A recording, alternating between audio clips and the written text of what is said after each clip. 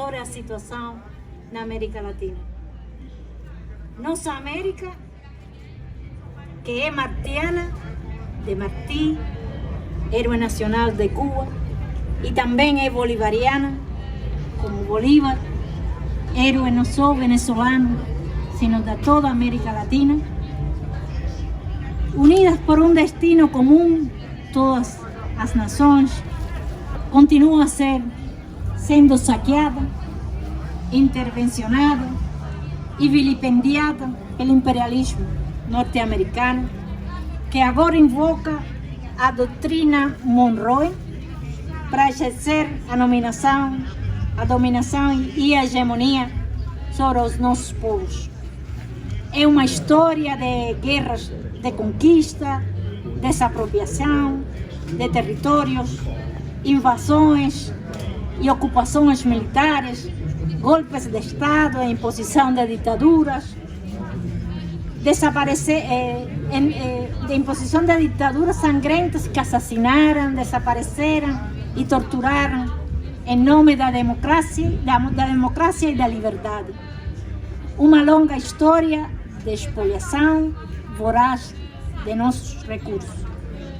Hoje existe o perigo do retorno ao uso da força, à imposição indiscriminada de medidas coercitivas unilaterais, até de golpes militares sangrentos. No hemisfério, há cada vez mais violações em massa, flagrantes e sistemáticas dos direitos humanos, civis, políticos, econômicos, sociais e culturais de centenas de milhões de seres humanos. Agora, o objetivo na América Latina é restabelecer a dominação imperialista, destruir as soberanias nacionais com intervenções não convencionais, derrubar governos populares, reverter conquistas sociais e restaurar em escala continental o selvagem neoliberalismo. Para este fim, a luta contra a corrupção é usada como arma política. Promotores e juízes agem como partidos políticos e os eleitores são impedidos de votar em candidatos com forte apoio popular, como foi o caso do preso político já liberado de Luiz Inácio Lula da Silva. As pessoas são manipuladas a partir da propriedade monopolista privada sobre os meios de comunicação e as plataformas tecnológicas. Nas campanhas eleitorais não há limites éticos. Promove-se o ódio, a divisão, o egoísmo, a calúnia, o racismo, a xenofobia e as mentiras.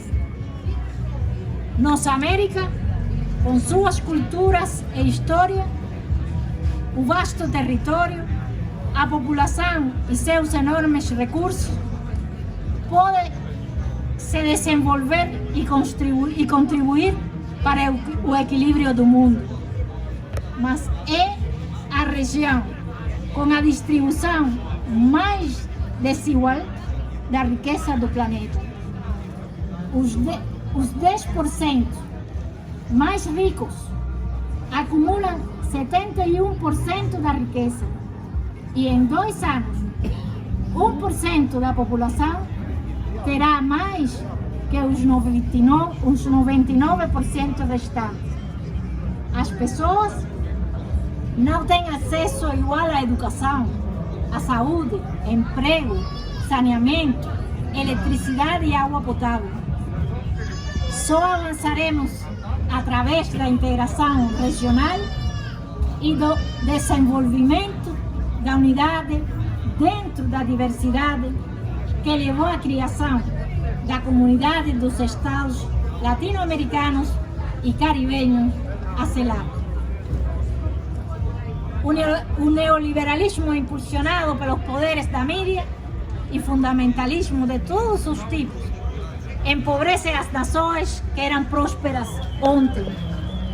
Acabamos de constatar isto na Argentina, uma vez salva do desastre neoliberal e mais uma vez convertida em uma terra arrasada em apenas 4 anos de ajustes desproporcionais, como documentam os seus intelectuais e artistas indignados com as altas dívidas sociais deixadas pelo governo cessante. Sob esquemas semelhantes, existem outros modelos exaltados por organismos financeiros internacionais que mostram a incapacidade de resolver os problemas sociais gerados pela economia desenhada pelos chamados Chicago Boys. Seus jovens, espancados e maltratados por centenas,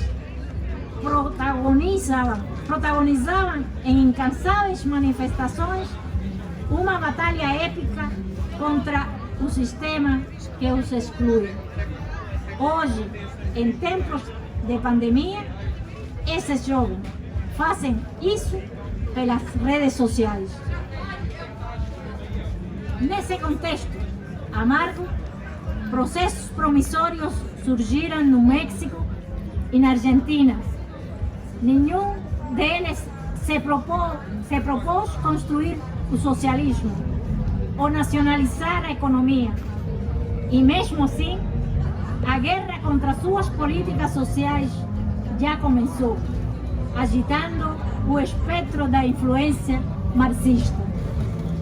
Ratificamos nossa simpatia e solidariedade ao governo de Andrés Manuel López Obrador no México e aplaudimos a eleição de Alberto Fernández e Cristina Fernández como presidente e vice-presidente da Argentina.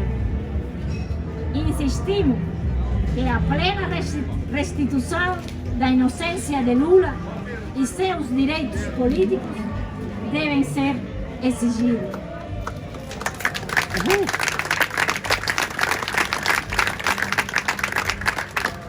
No México e na Argentina, assistimos ao ressurgimento do sonho da integração e da ideia de preservar a diversa e plural CELAC, que conseguiu estabelecer em nosso país em 2014, mais que uma proclamação, uma vontade comum de ser sempre zona de paz. A nossa região sofre os ataques do imperialismo e das oligarquias com o objetivo de fazer retroceder a história e quebrar os avanços obtidos pelas forças populares durante os últimos anos. A Revolução Bolivariana enfrenta a guerra não convencional imposta pelos seus inimigos externos e setores golpistas internos. Rejeitamos as medidas coercitivas unilaterais impostas desde o exterior e a ingerência externa contra o processo bolivariano e chavista da Venezuela, que ameaçam a paz e o diálogo entre os venezuelanos com propósitos desestabilizadores e geram penúrias econômicas à sua população. Como disse o presidente Miguel Díaz-Canel, presidente cubano, a soberania de nossos povos é resolvida hoje na atitude em relação à Venezuela. Apoiar o direito legítimo da nação irmã de definir seu destino e defender a dignidade de todos. Com relação a Cuba, o tom dos governantes dos Estados Unidos é cada vez mais ameaçador, à medida que tomam medidas progressivas para deteriorar as relações bilaterais. Cuba é culpada de todos os males, usando mentiras no pior estilo de propaganda do Hitler. No entanto, nunca abandonaremos o dever de agir em solidariedade com a Venezuela, nem renunciaremos a nenhum de nossos princípios e rejeitaremos vigorosamente toda força e chantagem. Cuba não teme as ameaças. E nossa vocação pela paz e pela compreensão vem acompanhada da determinação inabalável e do direito soberano dos cubanos de defender o futuro da nação sem interferências estrangeiras. Vamos a defender o socialismo, sistema que denigre o governo dos Estados Unidos, porque acreditamos na justiça social, no desenvolvimento equilibrado e sustentável, com uma distribuição justa da riqueza, ao mesmo tempo em que enfatizamos que praticamos a solidariedade e rejeitamos o egoísmo.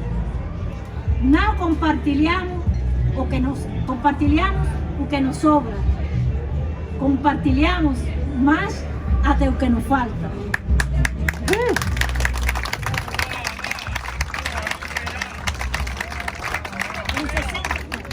Em 60 anos, perante agressões e ameaças, nós demonstramos uma forte vontade de resistir e superar as circunstâncias mais difíceis. E apesar de seu imenso poder, o imperialismo não tem a capacidade de quebrar a dignidade de um povo unido, orgulhoso de sua história e liberdade, conquistadas à força de tanto sacrifício. Cuba mostrou que foi possível, que sim se pode e que sempre poderá resistir, lutar e conquistar a vitória. Não há outra alternativa. Muito obrigada.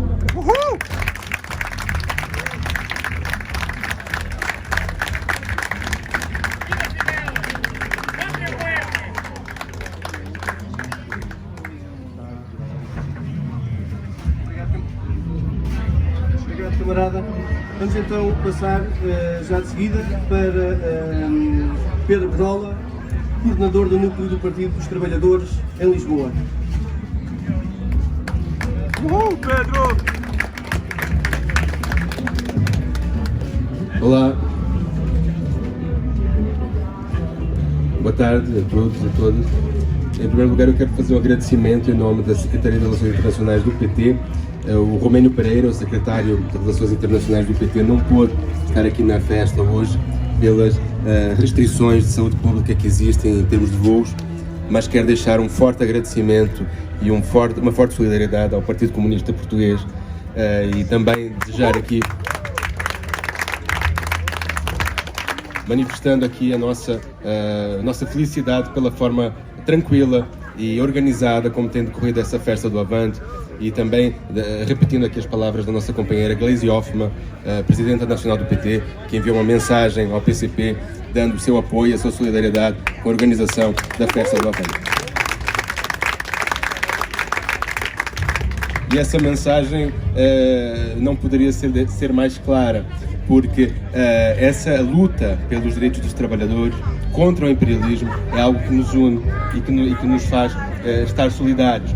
A América Latina tem sofrido nos últimos anos um ataque imperialista sem precedentes, um ataque terrível que retirou do poder de forma golpista vários governos progressistas que existiam na América Latina e no Caribe também, o Brasil é um caso exemplar disso, né? Hoje o Brasil enfrenta um governo que mistura um fascismo com um neoliberalismo avassalador.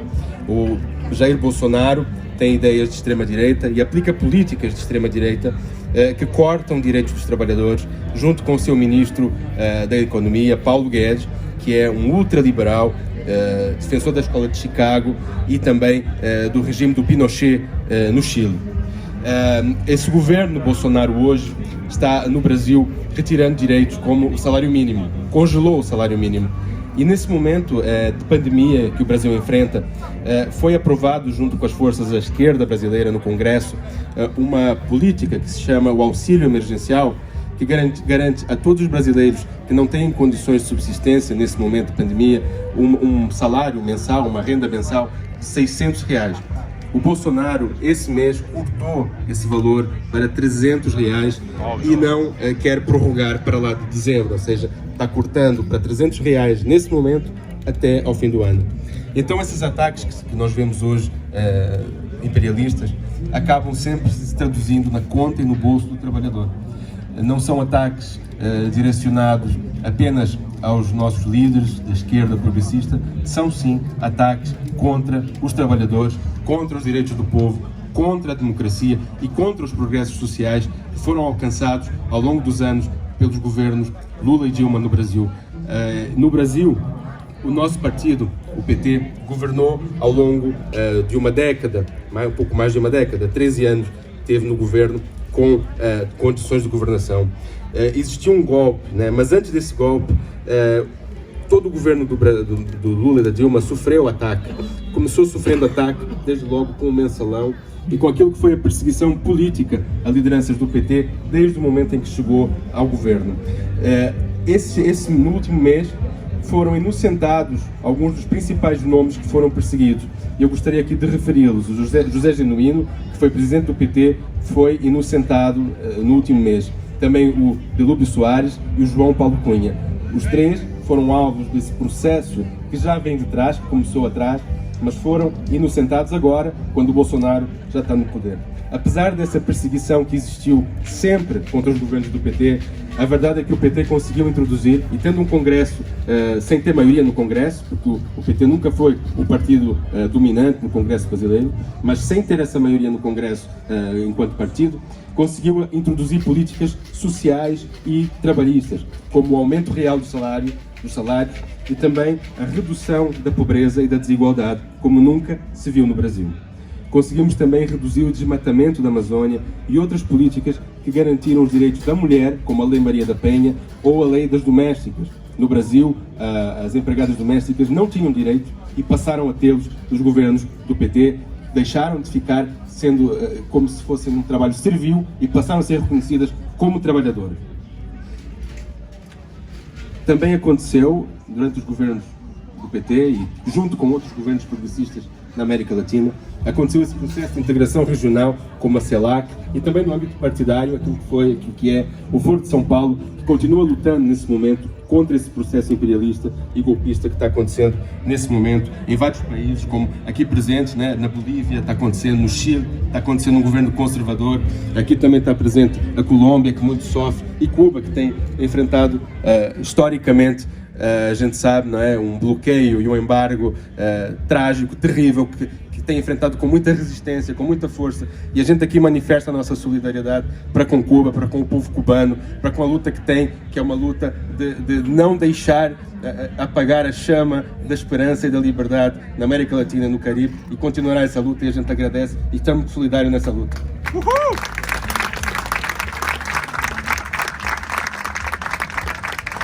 Cuba e Venezuela.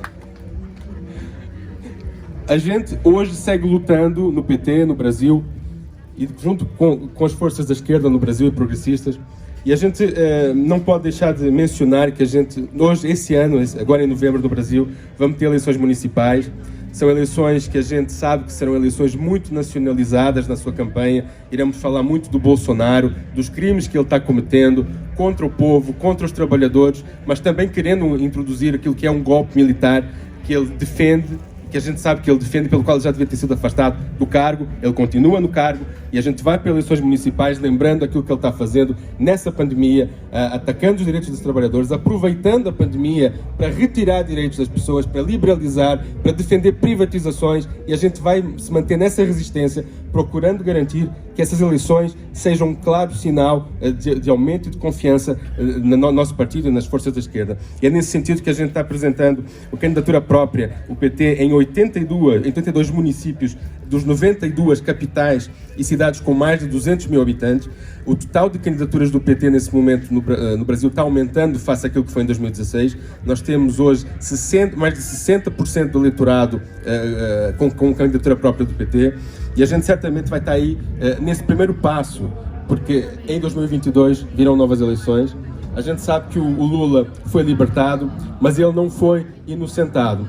Todos os processos que envolvem Lula e que não foram julgados ou processados sob o comando de Sérgio Moro e de Deltan Dallagnol, em nenhum desses processos Lula foi condenado. Ele só foi condenado pelo Dallagnol e pelo Sérgio Moro por razões políticas, para colocar o Bolsonaro no poder. E a nossa luta hoje é garantir que o Lula vê os seus direitos políticos restaurados, reconhecidos pelo Supremo Tribunal Federal, que tem o processo em mãos nesse momento e que a gente espera que possa ser julgado até outubro desse ano, para que o Lula veja restaurados os seus direitos políticos. Se isso acontecer, a gente acredita que o Lula poderá ser novamente candidato à presidência da República do Brasil, e a gente acredita que ele vai ganhar essa eleição.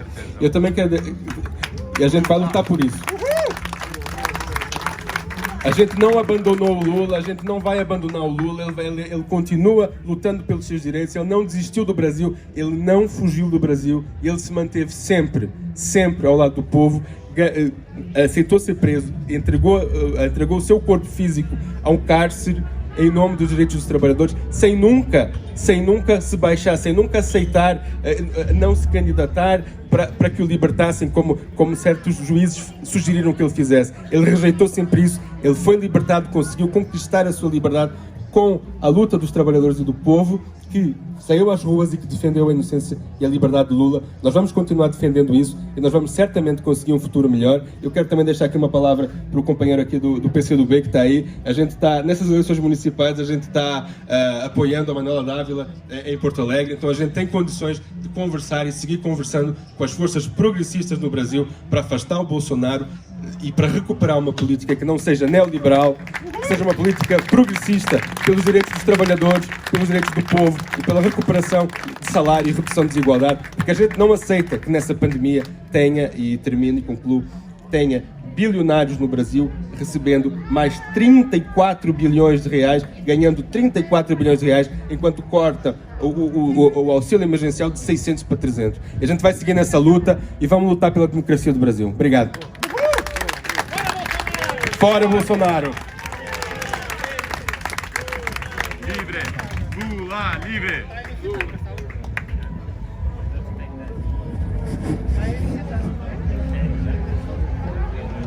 Obrigado, camarada. Então, vou agora passar a palavra ao camarada em representação do PC do Chile, Marcos Suzarte.